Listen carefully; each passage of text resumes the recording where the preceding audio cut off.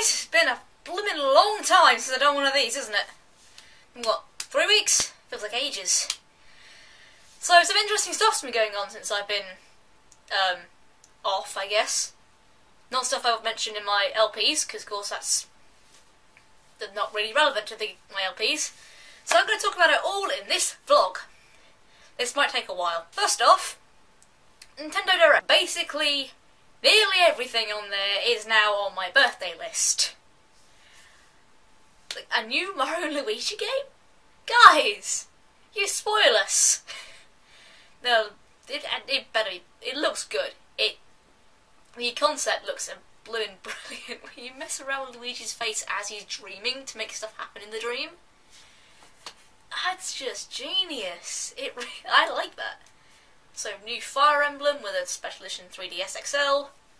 I've never played a Fire Emblem game, nor have I ever actually played a Mario & Luigi game. But I hear both series are great, and I'd love to give them a try. Same with the new Castlevania. Although I don't know how the Lords of Shadow series are being held with fans. I don't know how that's going, but hopefully not too badly, because I don't want that to be like a bad intro to the start of the series if I ever do pick it up.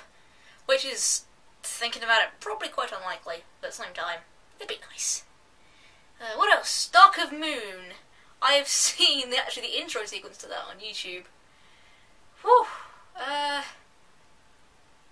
The fact that my sister has the original and hasn't played it, and I haven't played the original either, thank God for Let's Plays, I'm looking forward to it. I'd like to get this one as well, if I ever get hold of a 3DS. Which I might do, maybe. I like to think I will. Also something about a new Monster Hunter. I've never really been interested in that series. Moving on. Something interesting happened with me a few weeks ago. Was that the person who published the Harry Potter series, who is now in charge of the publishing company Chicken House, I think Barry Cunningman. He came into town near where I am on the 9th of February to discuss publishing, and he had a little bit of a prod at Pocket Video Games for not having good stories, which admittedly, with most games, I can see that. So he needs to play Okami and Okami Den. Those are definitely an exception to what he said. Anyway, when my friend heard about this, we're both trying to write books. Hers is going better than mine because I have college and videos, so I don't have as much time to get it done, and also I'm about a bit of a writer's block at the minute. And she thought it'd be a great idea to show him the first few chapters of our books, and sort of see what he thought, and see if we can get them published in the long run. I was dubious, and I still am, to be honest, but I said, what's the harm? What's the harm in doing this? So I originally didn't think I was going to turn up because it's really early on a Saturday morning, and I have Taekwondo, which I don't want to miss so I can grade before I go to uni. And so I said, okay, I'm going to give you my chapter. I said to Mary, I'm going to give you my chapters. You can show them to him. Turns out the meeting the talk got moved back to about midday. So not midday, 2 o'clock, and then I could make it, and I printed off a page of Okami Ni, which is one of my fanfics on DeviantArt, and one of my other original stories called Coloured Cloaks, and I showed them to him as well. I don't know whether he's seen them. I sort of add them at the end, like, here's some other stuff if you're interested. Later that day, I had to leave that thing early because I had planned I'd agreed to do co-commentary with Nintendo LPZ Dude again.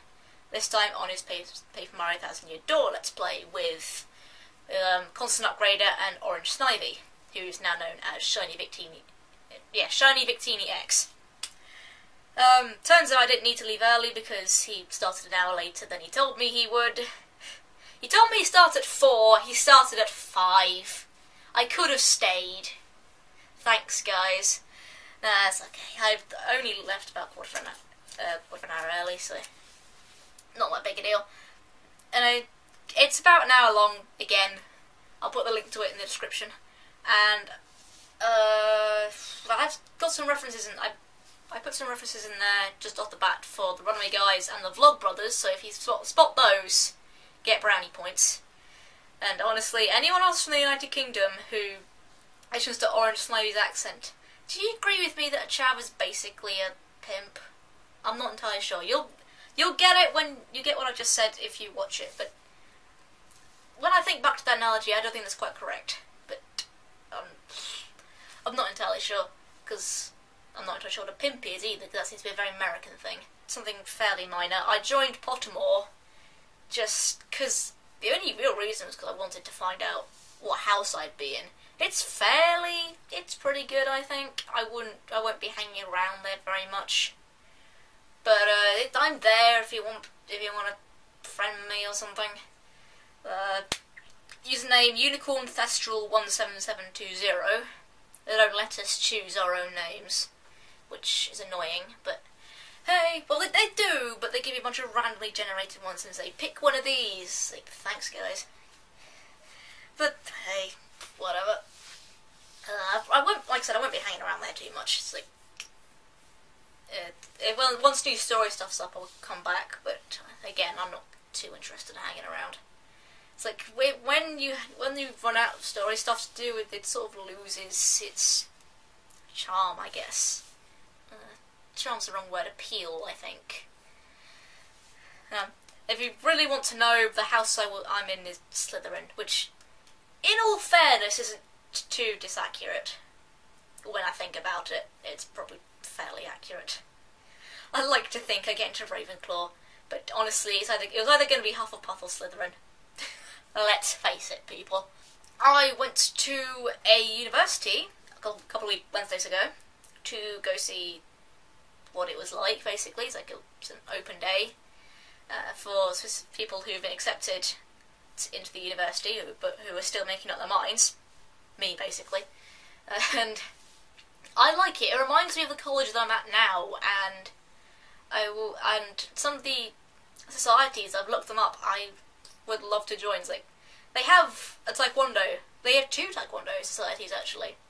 One of them is International Taekwondo Federation, and the other one is World Taekwondo Federation. The club I'm at now is World Taekwondo, so I'm probably going to join that one, because I'd really love to get my black belt. That'd be amazing. It's like, I didn't think I'd get my black belt ever, but now the university that I'm looking at has a taekwondo society. Brilliant, I could get my black belt. I was also supposed to go to a music experience day, today actually, the day I'm recording this, with Birmingham, but I recently had a thing earlier this week to say that they hadn't accepted my application for the course, and since the music experience day people and the course acceptance people are not linked in any way, I had to email them saying, I'm not coming, there's no point, I'm not coming to your university. Which is a shame, because I would have loved to get a music scholarship there, but what can you do? There's not really much I can do on this one. Plus, I'm not sure I'd have got it. They're giving away 30 scholarships, and there's probably going to be thousands of people there. And they usually give those kind of scholarships to people with grade 8 in their musical area. I'm grade 5, and I haven't had a lesson or examination in 2 years. So, that probably would have worked out anyway. My fellow foppers who have been living under a rock lately, or haven't been paying attention to the news feeds, Faction of Players now has a new website because everything has had a complete overhaul. Everything is just going to be going, hello, let's pretend the whole thing never happened, shall we? It looks good, I like it. The new Faction of Players is www.factionofplayers.vega.com. I'll put the link in the description if you want to check that out. If you're interested in the Faction of Players, you might not be. It's a group mainly for small-time Lex players to get together, share advice, get some feedback, and just collaborate together. And it's really good. I like it. I went to see Wreck-It Ralph on last Wednesday. Finally, I tried to go see it on Monday with my sister, but we were there for the first showing, and the cinema hadn't opened yet because it was the first film of the day. We were there until waiting outside the cinema, waiting for it to open, 10 after the film was supposed to have started.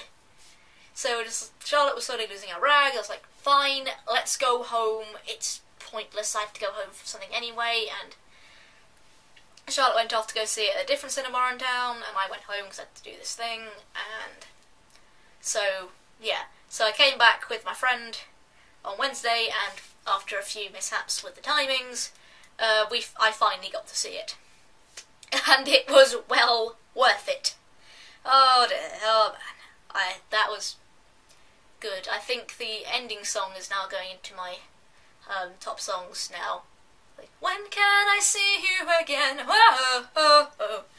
I quite like Owl City already, but that song's just really good. And finally, on this probably very long video, I have recently become, I suppose the correct word is obsessed with the musical Dr. Horrible's Sing-Along blog. I am well aware that I'm about 5 years late to this party, but I've recently fallen in love with it. It's brilliant. I think I've annoyed my sister to the point of putting her off of the musical by singing the songs too much, which is a shame because it's a brilliant musical. It really is. But yeah, I'm loving Dr. Horrible. Like, if you've been paying attention to what I've been liking on YouTube and what I've been putting in my favourites on DeviantArt, you will see this. I've gone Dr. Horrible fucking mental. I'm even writing a fucking fan fiction, which probably is not going to see the light of day because it's kind of fallen flat. I'm struggling to write it because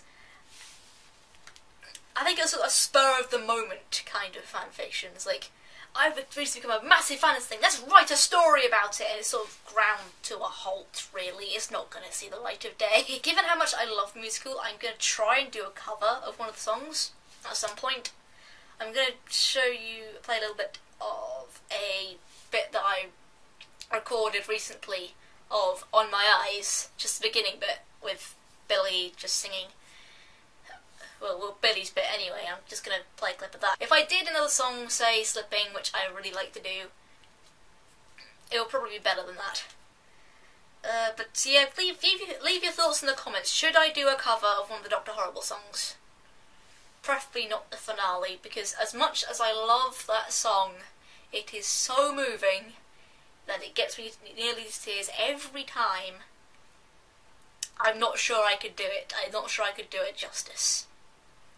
It is a beautiful song, it is a moving song, and I'm scared that if I do a cover of that, I will completely ruin it. Yeah, I think that's it for now. So, back to the old features. Sock of the day is some very stripy and somewhat boring socks, admittedly. They're not all that interesting. It's like, they're better than socks that you get at school, but at the same time they're not all that interesting. And book of the week, or the past 3 weeks really, because I've been reading this on and off, I spent too much time on the internet, is Time Riders, The Eternal War. It's the third in the series of Time Riders. I think there's a 5th one out now. I've been looking for it. But it's one of those, it's a kind of an odd one, of the Time Riders. I'm not sure how to describe it. It's really kind of strange. It's about time travel, obviously. It's basically a sort of what if. It's like, what if you go back in time and make sure the Nazis win? What if the dinosaurs suddenly became more sentient and clever and got fire and became more sentient? Well, this one is, what if Abraham Lincoln didn't become president? What would happen if he wasn't there to lead the North and the American Civil War? What would happen then? And basically what happens is, it's a continuous war, basically just between the French and the British, with the Americans sort of being the pawns, and not something can really help. They're just there to be pushed around by the British and American government. And I have to say, I don't care what time period this is supposed to emulate. Nobody says huzzah! Ever! No one says huzzah! Nobody does. It's just a minor nitpick. I know it's more fitting of the time period that's that this book got stuck in. It makes more sense if you read the series. I know it fits technically with the stereotype, but seriously, nobody says huzzah.